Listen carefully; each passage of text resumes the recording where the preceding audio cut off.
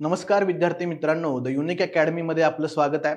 आपण आपला जो उपक्रम आहे तो कंटिन्यू करतोय. एमपीएससीच्या नव्या डिस्क्रिप्टिव्ह पॅटर्न नुसार आपण जे विषय पाहतोय काही त्या अनुषंगाने आपण हे लेक्चर घेतोय.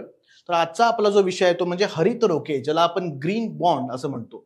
आता हा नक्की ग्रीन बॉन्ड हा विषय काय आहे, तर आपल्याला माहिती आहे की समकालीन परिस्थितीमध्ये हवामान बदलाची मोठ्या प्रमाणावर चर्चा होते किंवा पर्यावरणाच्या आरोग्याची चर्चा होतीये, परिसंस्थाच्या आरोग्याची चर्चा होतीये, जैव विविधतेची चर्चा होतीये किंवा आपल्याला जीवाश्म इंधनापासून पुनर्नवीकरणीय ऊर्जा संसाधनांकडे आपल्याला मार्गक्रमण करायचं आहे. मग या अनुषंगाने आपल्याला काहीतरी नवीन संकल्पना आपल्याला पाहायला मिळतात. मुळामध्ये आपल्याला माहिती की जेव्हा आपण म्हणतो की आम्हाला जीवाश्म इंधनापासून नव्या पुनर्नवीकरणीय ऊर्जा संसाधनाकडे जायचं आहे, त्यासाठी आपल्याला काहीतरी नवीन तंत्रज्ञान लागतं, टेक्नॉलॉजी लागते, नवीन गोष्टी कराव्या लागतात आणि यासाठी जो लागतो महत्वपूर्ण तो म्हणजे निधी, ज्याला आपण म्हणतो फंडिंग. आणि हे फंडिंग आपल्याला उपलब्ध करावं लागतं आणि या अनुषंगाने आपल्याला हा विषय बघायचा आहे. आता हरित रोखे जेव्हा आपण म्हणतो त्यामध्ये हरित रोखे हा विषय चर्चेत काय आधी होतो, सगळ्यात आधी आपण बघूया की सार्वभौम हरित रोख्यांची मागणी आता कमी होत चालल्याचे दिसून येत आहे आणि त्यामुळं हा विषय चर्चेत आहे. आता कमी होते याचा अर्थ काय की खरेदी करायला कोण नाही, गुंतवणूकदारच उपलब्ध नाहीत. म्हणजे काय, सार्वभौम हरित रोख्यांची मागणी कमी झाल्यामुळे हरित प्रकल्पांसाठी जी आपल्याला निधीची गरज आहे त्याची आता काय लागते, कमतरता भासत आहे. म्हणजे निधी काय पडतोय आपल्याला, कमी पडतोय. का? कारण मागणी कमी झाली आहे. मागणी का कमी झाली आहे? गुंतवणूकदारच नाहीत. त्यामुळं विषय मोठ्या प्रमाणावर चर्चेला जातो. आता आपण हरित रोखे म्हणजे काय आधी सगळ्यात आधी आपण बघू की हरित प्रकल्प म्हणजे काय. हरित प्रकल्प म्हणजे काय आधी सध्या बघू की कार्बन वायू उत्सर्जन कमी करणारे प्रकल्प. म्हणजे कार्बन डायऑक्साईडचं प्रमाण आपल्याला कमी करायचं आहे, त्यासाठी काहीतरी टेक्नॉलॉजी लागते, त्यासाठी काहीतरी प्रकल्प उभारायचा आहे आणि प्रकल्प उभारायचा म्हणजे काहीतरी निधी पाहिजे. मग त्यासाठीचा जो प्रकल्प आहे त्याला आपण म्हणू हरित प्रकल्प. ऊर्जेचा वापर कार्यक्षम करायचा आहे, ज्याला आपण म्हणतो एनर्जी इफिशियन्सी, मग त्याला देखील हरित प्रकल्प म्हणता येईल. हवामान बदल रोखण्यासाठी काहीतरी प्रकल्प आपण कार्यरत केले. तर हवामान बदल रोखायला आपल्याला माहिती की आपण ऍडॅप्टेशनचं काहीतरी करतो, जे तुम्हाला मागच्या लेक्चरला मी सांगितलं. ऍडॅप्टेशन, त्यानंतर मिटिगेशन साठी आपण काहीतरी करतो. ऍडॅप्टेशन म्हणजे काय, जे हवामान बदलामुळे जे बदल झाले ते तुम्हाला काय करायचे आहेत, बदल तर झालेत, त्याचा जर तुम्हाला सामना करायचा आहे मग त्यासाठी तुम्हाला काहीतरी यंत्रणा उभारावी लागेल. ऍडॅप्टेशन म्हणजे थोडक्यात काय, तुम्ही जुळवून घ्या. आणि मिटिगेशन साठी म्हणजे काय की बाबा तुम्ही डायरेक्ट मुळावर घाव घाला. म्हणजे आता भविष्यात काय होऊ नये यासाठी आपण आत्तापासूनच काहीतरी प्रयत्न करूया. म्हणजेच आत्तापासूनच काय प्रयत्न करूया, आपण काय करूया, पुनर्नवीकरणीय ऊर्जा संसाधनाचा वापर करूया. म्हणजे त्याला आपण मिटिगेशन. ऍडॅप्टेशन म्हणजे काय, बाबा ठीक आहे, किनारी भागामध्ये चक्रीवादळांमुळे मोठ्या प्रमाणावर नुकसान होते, मग अशा वेळी आपल्याला तिथल्या कम्युनिटीसाठी अडॅप्ट होण्यासाठी काहीतरी गोष्टी कराव्या लागतील. मग आपण तिथं काय केलं, संरक्षण असं त्यांना मिळेल यासाठी काहीतरी यंत्रणा उभारली. मग हे काय, अडॅप्टेशन.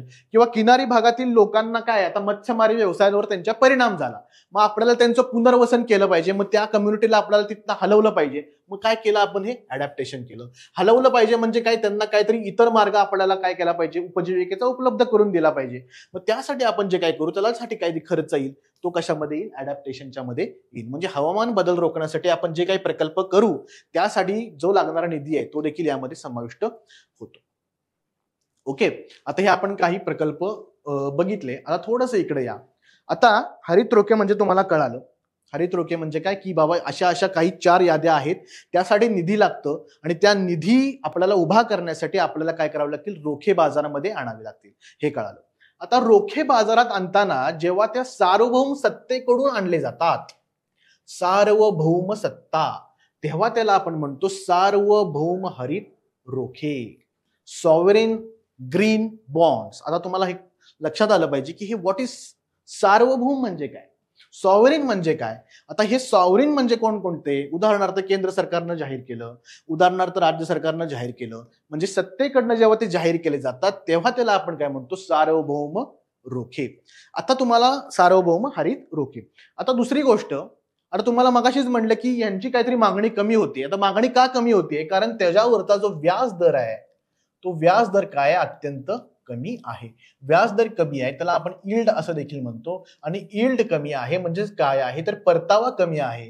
आणि परतावा कमी असल्यामुळे काय होतंय, या रोख्यांची जी मागणी आहे ती मागणी काय होत आहे, कमी होत आहे.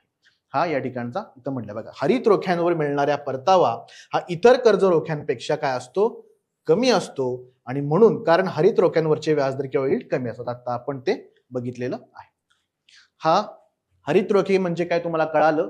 सार्वभौम हरित रोखे कधी बनणार, जेव्हा सत्तेकडनं, उदाहरणार्थ केंद्र सरकारकडनं, राज्य सरकारकडनं अशा प्रकारचे रोखे जेव्हा जाहीर केले जातील तेव्हा त्याला आपण काय म्हणणार, सॉव्हरेन ग्रीन बॉन्ड्स. या गोष्टी आपण आता बघितल्या. आता हरित रोख्यांची मागणी का कमी होत आहे बाबा, तर आता काय होतंय, गुंतवणूकदारांकडनं हरित रोख्यांना पसंती दिली जात नाही. साहजिकच जर व्याजदर कमी आहे, साहजिकच त्याच्यावर मिळणारा परतावा कमी आहे, यील्ड कमी आहे, तर साहजिकच गुंतवणूकदार काय करतील, इतर रोख्यांमध्ये, इतर काय म्हणू आपण बॉन्ड्समध्ये काय करतील, आपली गुंतवणूक करतील. हा एक मुद्दा झाला. दुसरा मुद्दा काय आहे यामध्ये, की या ग्रीन बॉन्ड्सचं सेकंडरी मार्केट जे आहे ते विकसित होऊ शकलेलं नाही. म्हणजे जेव्हा एखाद्या गुंतवणूकदारानं तो बॉन्ड खरेदी केला आणि बॉन्ड खरेदी केल्यानंतर काय होतं, तो शेवटपर्यंत, तो मॅच्युअर होस तोपर्यंत तो आपल्या जवळ ठेवतो. म्हणजे तो मधनच काय त्या बॉन्डची विक्री करत नाही.